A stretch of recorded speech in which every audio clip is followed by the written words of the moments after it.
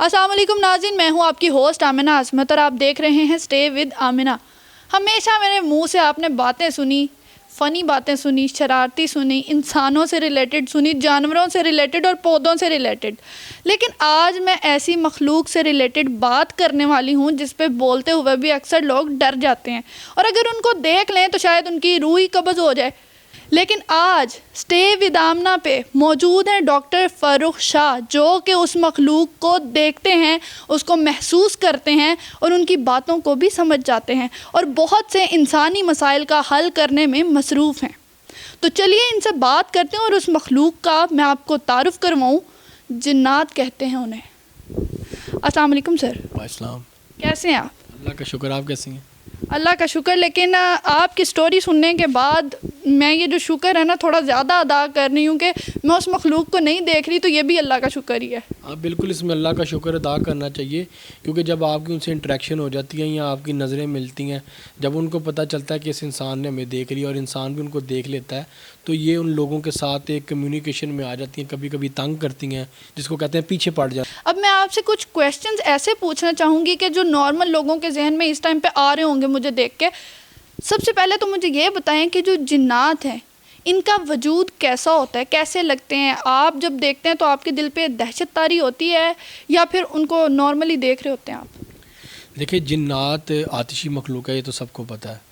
اب جنات کا جو وجود ہے ظاہری، وہ کسی بھی روپ میں آپ کے سامنے آ سکتے ہیں، جانور کے روپ میں بھی، آپ کے اپنے روپ میں بھی، آپ کے کسی فیملی ممبر کے روپ میں بھی۔ جو ان کا اصل حقیقی جو وجود ہوتا ہے وہ انسانوں اور جانوروں سے ملتا جلتا ہوتا ہے۔ فار ایگزامپل، کوئی جن آپ نے دیکھا ہے جو درختوں میں رہنے والا ہے یا گندگی میں رہنے والا ہے، تو اس کا چہرہ انسانوں سے ملتا جلتا ہوگا، آدھا جسم اس کا عورتوں والا ہوگا، آدھا مردوں والا ہوگا، پاؤں اس کے جانوروں جیسے ہوں گے، سر پہ سینگ بھی ہوں گے، کسی کی دم ہوگی کسی کی دم نہیں ہوگی۔ انسان اور جانور کو ملا کے اگر کوئی مخلوق خلق کر لی جائے تو وہ جنات کے مشابہ ہوتی ہے۔ اور ہیئر سٹائل ان کا، آج کل کے جو ینگ جنریشن لڑکوں کے جو ہیئر سٹائل ہیں وہ جنات کے بڑے مشابہ ہیں۔ اچھا، مطلب یہ اسپائکس وغیرہ جو بناتے ہیں لڑکے وہ بھی ان کے ہی ہوتے ہیں جنوں کے؟ جنات کے جو بال ہیں، جو آج کل ہیئر سٹائل چل رہے ہیں بکھرے ہوئے عجیب و غریب بالوں والے، یہ جنات کے ہیئر سٹائل کی کاپیز ہیں۔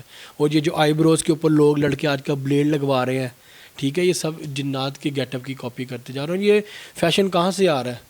یہ فیشن جہاں سے آ رہا ہے آپ لوگ اس جگہ تک پہنچ بھی نہیں سکتے۔ آپ لوگوں کو ان کا پتہ ہی نہیں ہے کہ کون لوگ ہیں جو آپ لوگوں میں اس طرح کے جو فیشن ہے ان کو پروموٹ کر رہے ہیں۔ سر، کیا آپ یہ ساری انفارمیشن ہمیں دے سکتے ہیں اگر میں آپ سے کویسچن کروں کہ مجھے ان لوگوں کے بارے میں جاننا ہے کہ وہ کون لوگ ہیں؟ میں دے سکتا ہوں، یہ نہیں پتہ آپ کا چینل سینسر کر دیں یا نہ کر دیں، آپ لوگ اس کو چلائیں یا نہ چلائیں۔ میں تو ایک ایسے لوگوں کے بارے میں بولنے کے بعد ان کو اپنی جان کا دشمن بنا بیٹھا ہوں، تو میں تو ان کے خلاف بول رہا ہوں۔ وہ لوگ ہیں الومیناٹی۔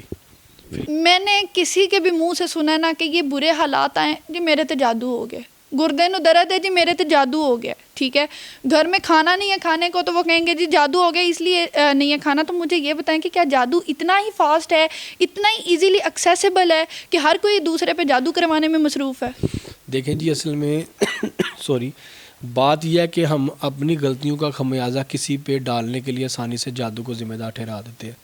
بہت سی چیزوں میں قصوروار ہم خود ہوتے ہیں، ٹھیک ہے۔ میاں بیوی میں آپس میں کوئی لڑائی جھگڑا نہیں ہے، خاوند آفس سے آیا، ٹینشن میں تھا ذرا، اس نے بیوی سے کم بات چیت کی، بیوی نے فوراً رات کو بابا جی کو فون کرنا، بابا جی میرے بندے نو کچھ ہو گیا، بابا جی نے کہنا صبح میرے پاس آ جاؤ، صبح جانا ہے، بابا جی نے کہنا بھی چاہے تیری ساس نے، تیری ننان نے، تیرے خاوند تے جادو کرتا، لیا ہوئی آنے پیسے، ادھر ہی عورت نے اتار کے سونے کے کڑے رکھ دینے ہیں، سونے کی انگوٹھی، سونے کے کانٹے اتار کے دینے ہیں، بابا جی تعویذ بنا کے دیں۔ اور بابا جی نے کرنا کیا پھر؟ بابا جی نے خالی تعویذ بنا کے دینا، کاغذ فولڈ کر کے دھیے منہ دے وچ رکھ لیا، دنداں دے تھلے دبا لا، دنداں دے تھلے رکھے گی تیرے خامن تیرے نال لین تے سیدھا رہے گا۔ اب وہ یہ نہیں پتا کہ منہ میں تعویذ رکھنے سے اس کا اپنا منہ بند رہے گا، اس کی اپنی زبان کم چلے گی، تو جب وہ بولے گی کم تو اختلافات کم پیدا ہوں گے۔ اب یہ چیزیں لوگ نہیں سمجھتے۔ جادو ایسے نہیں ہو جاتا، جادو کا ایک پورا فنکشن ہے، ٹھیک ہے۔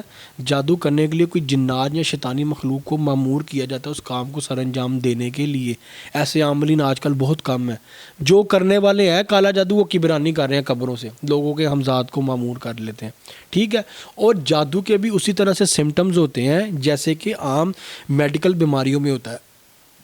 میں پہلے بھی بہت سے انٹرویوز میں کہہ چکا ہوں، آپ کے گھر میں آپ کے ساتھ کسی بھی قسم کا مسئلہ ہے، منہ اٹھا کے پیروں فقیروں کے پاس نہ جائیں، اپنے مسئلے کو پہلے خود ڈائگنوز کریں، اور جو میں نے ریمیڈیز بتائی ہیں کالے جادو کا علاج میں بتا چکا ہوں، وہ اپنا آپ گھر بیٹھ کے خود علاج کریں. اگر وہ بگڑ چکا ہے یا آپ کے بس سے باہر ہے یا آپ نہیں کرنا چاہتے، پھر کسی اور کے پاس جائیں اور اپنا علاج کروائیں.